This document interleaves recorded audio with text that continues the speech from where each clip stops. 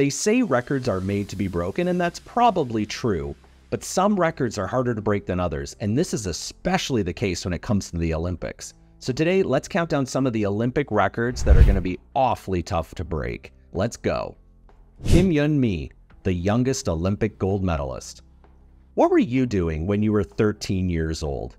I won't speak for you, but I sure wasn't winning Olympic gold medals. But that's exactly what Kim Yun-mi was up to in Norway in 1994. By winning gold in speed skating, specifically the 3,000-meter relay, she became the youngest Olympic gold medalist at the tender age of 13 years and 85 days old. She broke a record that had seemingly been set in stone for all time, held by U.S. diver Marjorie Jestring since the 1936 Olympics in Berlin. And because she felt like it, she won gold again in the same event 4 years later at the Nagano Olympics of 1998. I should probably bite my tongue on this as an all-time record being never broken because there were other 13-year-olds and even a 12-year-old that competed at the 2020 Tokyo Olympics. So in theory, this record could fall, perhaps even at the next Olympics. Michael Phelps's 23 gold medals. This is like the third or fourth time I've mentioned this record in a video on my channel, but I can't stop talking about it because it's absolutely insane. Michael Phelps also holds the record for the most total Olympic medals in history with 28, which is also unbreakable, but he goes on this list today for his gold medals, because if it's possible, that's even more unbreakable. He won 23 gold medals throughout his career. That is wild.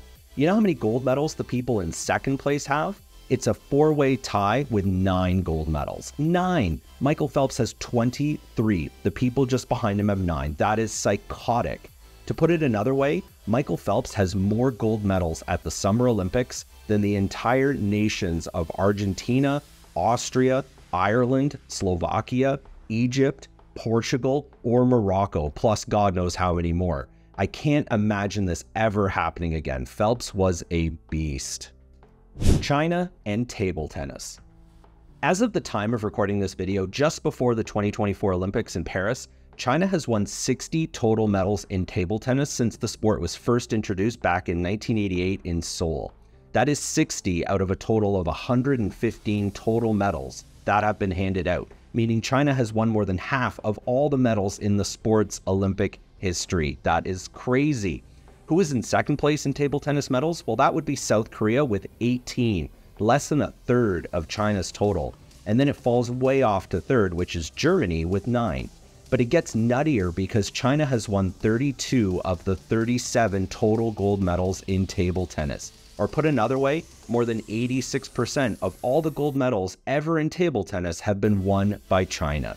There is no other sport that is so dominated by a single country. So unless they reintroduce like women's softball to the Olympics, this record of dominance will never be touched.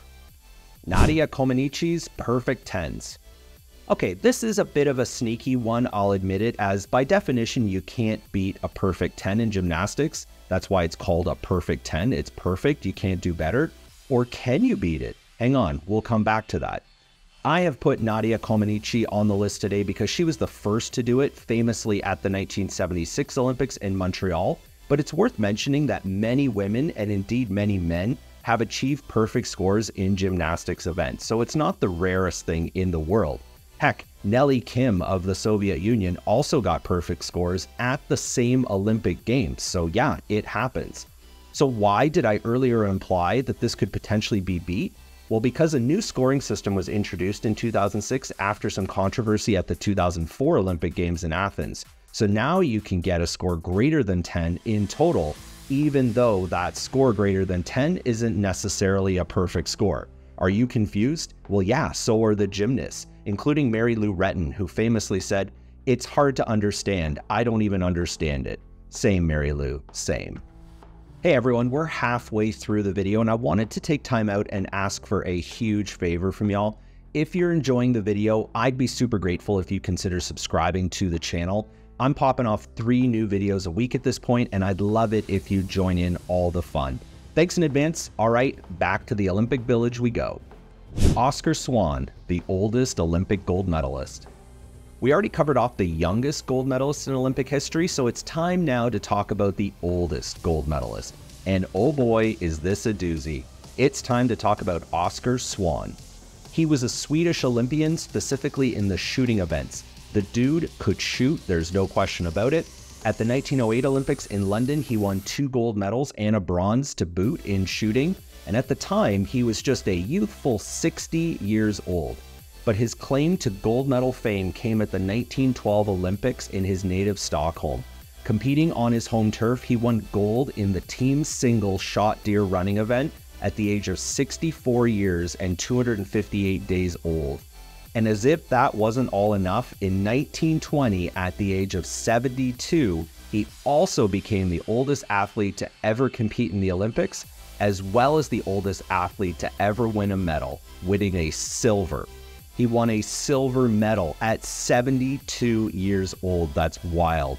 Note that this does not include the art competitions. Yes, there were art competitions at the Olympics, but even the Olympics themselves don't count those as true medal events anymore, so Oskar Swahn takes the geriatric cake on this one.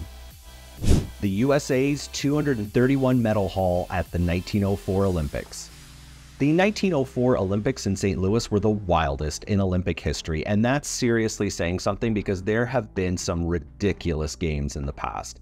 One of the most ludicrous aspects of these Olympics was the 231 medals won by the USA, which established a record for most medals at a single Olympics by a single country that has never been beaten. There is a very easy and simple explanation for this impossibly high medal count, and it's because the Americans were pretty much the only athletes to compete in these Olympics this year. Due to the difficulty of traveling at the time and the fact that the Olympics just didn't mean that much back then, lots of athletes and indeed entire nations just decided to not make the trip, leaving the USA with easy sweeps of the podium. So how crazy was the medal haul? Well, the USA got 231 medals. Take a guess how many the second place country got. That would be Germany with 15. 15 medals, that's it. It would be impossible for this record to be broken. Jackie Joyner-Kersee in the women's heptathlon. The heptathlon is not the most well-known or closely watched Olympic sport, that's for sure. And honestly, that's kind of a shame because this is a fun one to watch. With those 8 events, they test the full athleticism of an individual. You gotta be a serious beast to do well here. And Jackie Joyner-Kersee of the USA sure knew how to do well. At the 1988 Olympics, she set a women's heptathlon world record of 7,291 points. The second best score all time is 7,032 by Caroline Klüft of Sweden, which sounds close, but it's actually miles behind. Only 4 women in history have even gotten over 7,000 points, so no one is really within breathing distance of this record. And you know what makes it even more impressive? 5 days after setting this world record, Jackie Joyner-Kersee set an Olympic record when winning the women's long jump with a leap of 7.40 meters, which was so good that it's still the Olympic record to this day. Dimitrios Loundras, the youngest Olympic medalist. Let's close off the video today with a true legend of the Olympic Games and an all-around interesting dude. Allow me to introduce gymnast Dimitrios Loundras, the youngest person to ever win an Olympic medal.